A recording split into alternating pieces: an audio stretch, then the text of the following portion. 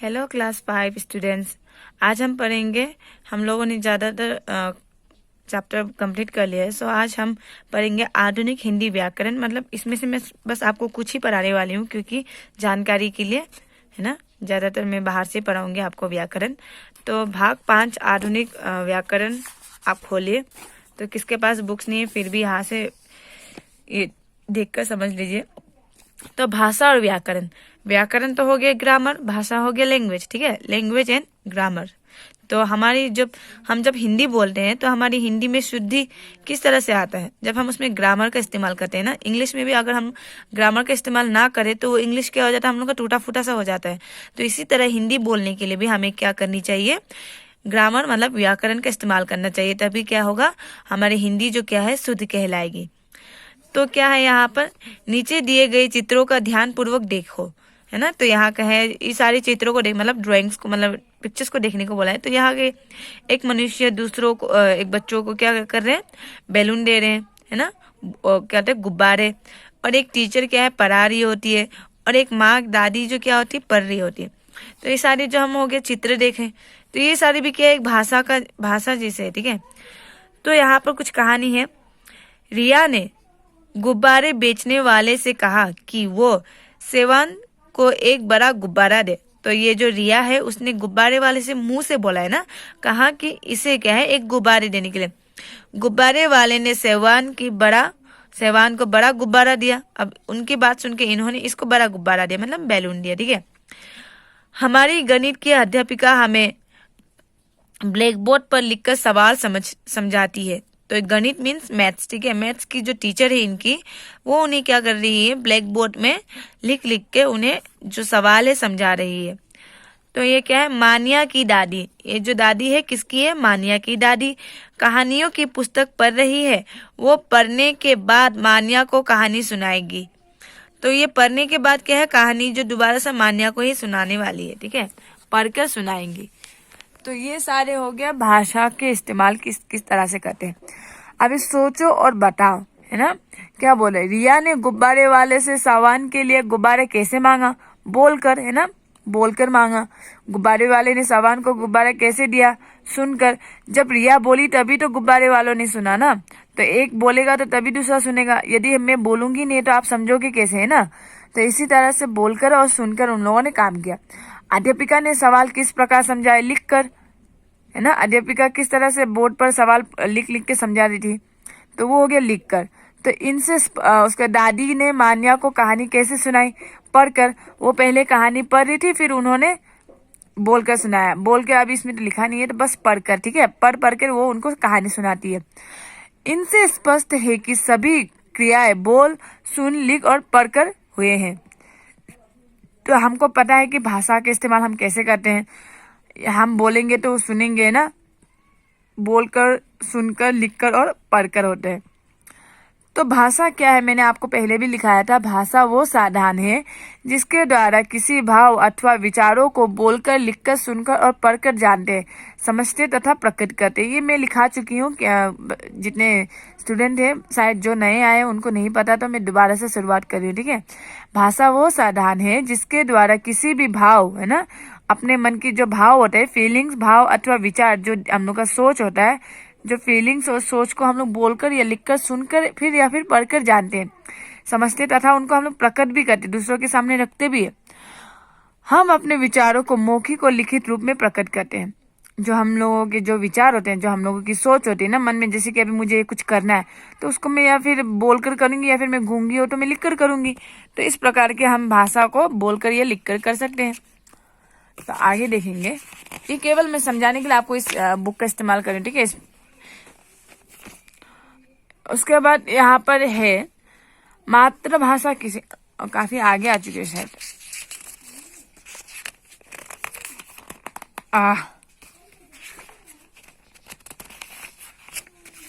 हाँ, तो यहाँ पर मौखिक भाषा किसे कहते हैं।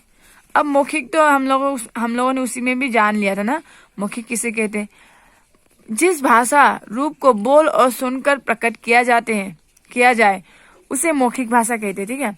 जो भाषा मौखिक होता है उसे हम मुंह से बोलते हैं, बोलकर या फिर क्या है, बोलकर प्रकट करते हैं, उन्हें मौखिक कहते हैं।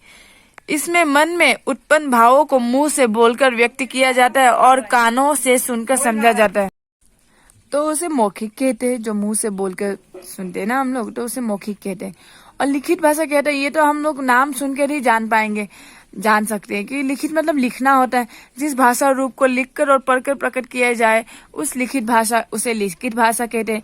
इसमें हम अपने बात लिखकर प्रकट करते हैं, जो अपनी बात होते हैं हमें उसे लिख कर प्रकट करते हैं, और दूसरों की लिखी हुई बातें पढ़कर जानते हैं। तो ये दोनों तो हो गए मौखिक और लिखित।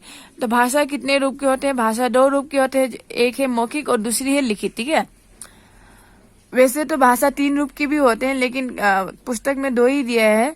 असल में क्या होता है, संकेतिक भी होता है, ठीक है, लेकिन यहाँ 2 है, तो हम 2 ही जानेंगे, एक्स्ट्रा से क्यों लगाएंगे माने ना।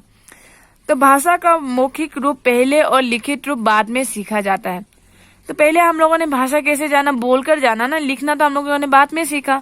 तो भाषा का मौखिक रूप जो क्या है पहले, और लिखित रूप क्या है बाद में सीखा जाता है। भाषा के बिना हमारा काम आसानी से नहीं चल सकता। हाँ, क्यों बोलने से? यदि मैं कुछ अलग भाषा बोलूंगी, आप अलग बोलोगे, या फिर आप बोलोगे ही नहीं, मैं समझूंगी ही नहीं, तो इस तरह से हम लोगों का काम चलता ही नहीं है। तो इस तरह से हम लोगों के बीच में तो आपस में झगड़ा हो जाएगा। तो संकेतों से मन में कुछ ही भाव प्रकट किए जाते हैं। तो संकेतों से मतलब जो मतलब हम जैसे बोला इशारा ना, संकेत से क्या है, बस थोड़ा थोड़ा ही समझ पाते हैं, इतने क्लियरली हम समझ नहीं पाते हैं जो संकेतिक बोला। इसलिए क्या है, लिखित और मौखिक को ज्यादा प्रमुख रूप दिया गया है। संकेतिक से केवल क्या है, कुछ भाषा ही समझ पाते हैं। तो छोटे बच्चे रोकर या संकेत से ही अपने बात समझाने का प्रयास करते हैं। जो छोटे बच्चे होते हैं, जबकि उनको मतलब बोलना, जब तक वो बोलना नहीं सीखते, लिखना नहीं सीखते, तब वो क्या करते हैं, रो रो कर अपनी बातों को समझाने की कोशिश करते हैं। और यहाँ पर क्या है, जो भाषा हम सबसे पहले सीखते हैं उसे हम अपनी मातृभाषा कहते हैं। जैसे कि हर प्रजाति के लोग होते हैं ना, हर जाति के लोग होते हैं, उनकी अपनी अपनी बोलियां होती है ना। तो अपने अपने घरों के हिसाब से उस घर में जिस भाषा का इस्तेमाल किया जाता है, मतलब ज्यादातर जैसे कि अभी बंगाली हो गया, बंगाली वाले घर में ज्यादातर बचपन से वो बच्चा जो क्या है बंगाली वाली बातें सुनते रहेगा, तो सबसे पहले वो वही भाषा सीखेगा ना जो उसकी अपनी मातृभाषा होगा, जो कि उसका जो जिस धर्म का वो मतलब जिस जाति का वो होगा, तो पहले वो अपनी जाति की भाषा ही सीखेगा, जिसे कहते हैं मातृभाषा, ठीक है। या फिर आप पता नहीं बचपन से आप पता नहीं सुने, तो आप पता नहीं सीखोगे। तो अपनी अपनी भाषा, ठीक है, अपनी जो भाषा जो घर में ज्यादातर से बोली जाती है मातृभाषा, तो उसी का इस्तेमाल होता है। तो ऐसे भी है कि जो लोग अपनी मातृभाषा का इस्तेमाल नहीं करते, केवल हिंदी करते, तो वो लोग हिंदी सीखेंगे। ऐसा है जो मतलब अपने घर में ना जिस फैमिली में ज्यादातर जिस लैंग्वेज में बात किया जाता है उसी भाषा को पहले क्या है बच्चे सीखने की कोशिश करते हैं, क्योंकि उसी जिस भाषा में बात करेंगे वो भी उसी में मतलब समझने की कोशिश करेगा। तो इशारों से करते करते वो क्या है उसी भाषा को ले लेता है। जो भाषा हम सबसे पहले सीखते हैं उसे हम अपनी मातृभाषा कहते हैं, लेकिन मातृभाषा कहते हैं। हमारे देश में अनेक भाषाएं बोली जाती है, जैसे मैंने बोला, जैसे गुजरात में गुजराती, पंजाब में पंजाबी, बंगाल में बांग्ला, उड़ीसा में उड़िया, असम में असमिया, कर्नाटक में कन्नड़, कश्मीर में ढोकड़ी, तमिलनाडु में तमिल, केरल में मलयालम, आंध्र प्रदेश में तेलुगु तथा काफी सारे भाषा, ठीक है। उत्तर प्रदेश में हरियाणा, मध्य प्रदेश में हिंदी। तो काफी शहरों में अपने अपने हिसाब से अलग अलग भाषाएं बोली जाती है उनकी जगह के साथ ना। हिंदी हमारी राजभाषा है, लेकिन इन सब में प्रमुख क्या है, हिंदी। ऐसा नहीं है कि सभी जगह मतलब सभी स्टेट में तो अपनी अपनी भाषा बोली ही जाती है, वो उनकी अपनी मातृभाषा होती है। लेकिन पूरे इंडिया में क्या है, जो भाषा चलती है केवल मतलब जिसे हर लोग जानते हैं, जिसे कॉमन लैंग्वेज में लेते हैं, वो है हिंदी। तो हिंदी को हम क्या कहते हैं, अपनी राजभाषा या फिर राष्ट्रभाषा। और अंग्रेजी को हम अपनी ऑफिशियल भाषा में लेते हैं। संविधान में हिंदी को राजभाषा की मान्यता मिली है, मतलब क्या गवर्नमेंट ने हिंदी को ही क्या माना है, राजभाषा का स्थान दिया है।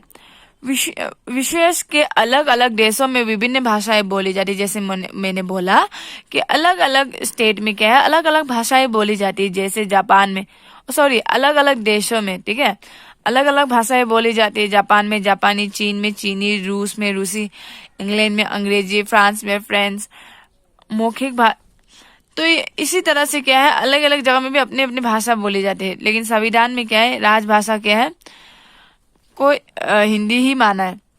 तो मौखिक भाषा को लिपि की सहायता से लिखा जाता है। जो लिपि होता है वो क्या होता है, चिन्ह होता है, ठीक है। जिस चिन्ह को कहाँ से मिला है, विभिन्न भाषाओं का अलग अलग ढंग से लिखा जाता है। भाषा को लिखने के लिए विशेष अक्षर चिन्हों को लिपि कहते हैं। जो हम लोग मात्राएं इस्तेमाल करते हैं ना, जो चिन्ह होते हैं उसे चिन्ह बोलते हैं, ठीक है। जो मात्राओं का हम इस्तेमाल करते हैं उसे चिन्ह कहते हैं, और उसी चिन्ह को क्या कहते हैं, लिपि कहते हैं। जिन शब्दों में चिन्हों का इस्तेमाल होता है उसे लिपि कहते हैं।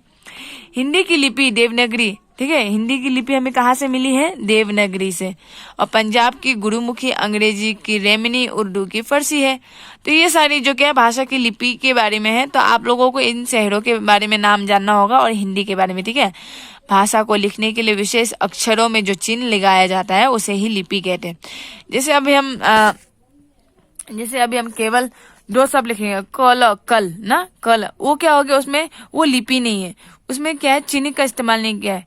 फिर कल, क आल कल, तो आ ऐसे करते समय क्या हो गया, उसमें मात्रा इस्तेमाल किया है, तो वो सब चिन्ह लगाया गया है ना, तो तभी होता है, ठीक है, लिपि। तो यहाँ पर है व्याकरण अगेन। भाषा का प्रयोग करते समय हमें इसका शुद्ध बोलना, पढ़ना, लिखना और समझना अवश्य आना चाहिए। अज्ञानता के कारण भाषा में त्रुटियां हो सकती है। मतलब जैसे मैंने बोला व्याकरण का इस्तेमाल ना, जब भी हम किसी भाषा को बोलते हैं तो उसमें शुद्धिकरण होनी चाहिए। क्योंकि यदि हम हिंदी बोलेंगे तो हम ज्यादातर यहाँ पर जो हिंदी इस्तेमाल करते हैं, जैसे कि आया, खाना खाया, कहा जा रहा है, तो ये सारी जो क्या हिंदी में शुद्ध भाषा नहीं कहलाती। जो शुद्ध भाषा होती है, कहाँ जा रहे हो, कैसे हो, तो उनमें क्या है, एक शुद्धता होती है, व्याकरण होती है, ठीक है। तो इसी को हम क्या कहते हैं, भाषा, जो व्याकरण का इस्तेमाल करके, और उसी को क्या है, शुद्ध भाषा भी बोला जाता है। तो यहाँ पर हम लोग, तो आप लोग खुद भी आपस में बात करते हो, तो हिंदी क्या है, हमारी टूटी फूटी सी हिंदी होती है, जिसमें क्या है, बिल्कुल भी शुद्धिकरण नहीं होते, मतलब व्याकरण का हम क्या है, इस्तेमाल नहीं करते। भाषा का प्रयोग करते समय, ध्यान से सुनिए, भाषा का प्रयोग करते समय हमें इसका शुद्ध बोलना, पढ़ना, लिखना और समझना आवश्यक आना चाहिए। अज्ञानता के कारण भाषा की त्रुटियां हो सकती, नहीं तो क्या है, जो भाषा हम बोलते हैं, लिखते हैं, वो गलत हो सकती है, ठीक है। ठीक है, हम बोल तो कुछ भी लेते हैं, लेकिन जब हम लिखते हैं तो उसको काट दिया जाता है, क्योंकि वो क्या, लिखने में ही गलत दिखते हैं। जैसे अभी यहाँ पर कुछ एग्जाम्पल है, ठीक है। गाय पानी पी रहा है, तो ये तो बिल्कुल भी शुद्ध नहीं है।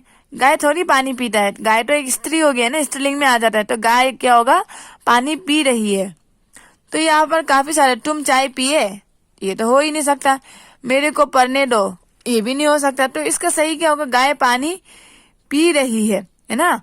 तुम चाय पिए और तुमने चाय पिए, तुम चाय पिए नहीं, तुमने चाय पिए। मेरे को पढ़ने दो, तो इस तरह का तो कुछ टपोरी से शब्द होता है ना, मेरे को पढ़ने दो, तो क्या है, मुझे पढ़ने दो। तो इन सब में क्या है, सरलता। ऊपर वाले शब्दों में क्या है, किसी भी चीज में शुद्धि नहीं है, व्याकरण का इस्तेमाल नहीं किया गया, और नीचे वाले में क्या है, सभी में व्याकरण का इस्तेमाल किया। जैसे यार, सुगदा ने कविता पढ़ा, अभी सुगदा तो हो गया लड़की वाली नाम, है ना, ये लड़की एक संज्ञा है, और संज्ञा के साथ में एक किसका नाम है, स्त्री का नाम है। तो सुगंधा ने कविता पढ़ी, है ना, पढ़ा नहीं, पढ़ी। हमारे को परेशान मत करो, हमारे को, अब ये भी क्या है, कुछ टपोरी सा शब्द जिसमें बिल्कुल भी क्या है, व्याकरण का इस्तेमाल नहीं किया गया है। सो हमारे को परेशान मत करो को हम किस तरह से पढ़ेंगे, हमें परेशान मत करो, है ना। फिर है, मारिया को तनिया बाजार जाएगी, ये किस तरह का शब्द है, आप बोलने में इतनी झिझक हो रही है। मारिया को तानिया बाजार जाएगी, तो ये तो शब्द है ही नहीं, तो मारिया और तानिया बाजार जाएंगी, ये होता है शब्द। तो इस तरह से हम मतलब भाषा और व्याकरण का ज्ञान लेते हैं। तो व्याकरण का ज्ञान भाषा को शुद्ध बनाता है, ठीक है। जैसे हम लोग इंग्लिश बोलते हैं तो उसमें ग्रामर इस्तेमाल करते हैं, तभी हम लोग का क्या है, इंग्लिश जो क्या है, परफेक्टली फ्लुएंटली हम लोग बोलने में और सुनने में भी अच्छा लगता है। तो व्याकरण का ज्ञान भाषा को शुद्ध बनाता है, मीन्स अच्छा लगता है सुनने में और लिखने में भी। व्याकरण किसी भाषा को शुद्ध रूप में बोलना, लिखना और पढ़ना सिखाता है। जो व्याकरण है वो किसी भी भाषा को क्या है, अच्छे से लिखना और बोलना दोनों ही सिखाता है। इसमें भाषा को शुद्ध बनाए रखने के लिए निश्चित नियम होते हैं। तो क्या है, भाषा को लिखने में और उसे शुद्ध बनाने में भी अलग अलग प्रकार के नियम होते हैं। व्याकरण ही भाषा की शुद्धि का अशुद्धि का निर्णय करता है। जो व्याकरण है, ग्रामर ही क्या है, ग्रामर इस्तेमाल करने से हमें पता चलता है कि जो वो भाषा लिखी या बोली जा रही है वो क्या है, शुद्धि है या अशुद्धि है, ठीक है। तो उसका निर्णय भी कौन करता है, व्याकरण ही करता है। तो ये तो हो गया। तो व्याकरण किसे कहते हैं? व्याकरण वो शास्त्र है जिसे हमें ठीक ठीक बोलना, लिखना और पढ़ना आता है। व्याकरण के मदद से ही हम क्या ठीक से लिख पाएंगे और उसे पढ़ भी पाएंगे। तो यहाँ पर है आओ दोहराए, मतलब इसे दोबारा से जो पॉइंट है यहाँ लिखा गया है, भाषा से हमें विचारों और भावों को बोल, पढ़ और लिखकर दूसरों के सामने प्रकट करते हैं। क्योंकि यदि भाषा ही नहीं रहेंगे तो हम बोलेंगे क्या और समझेंगे क्या, है ना।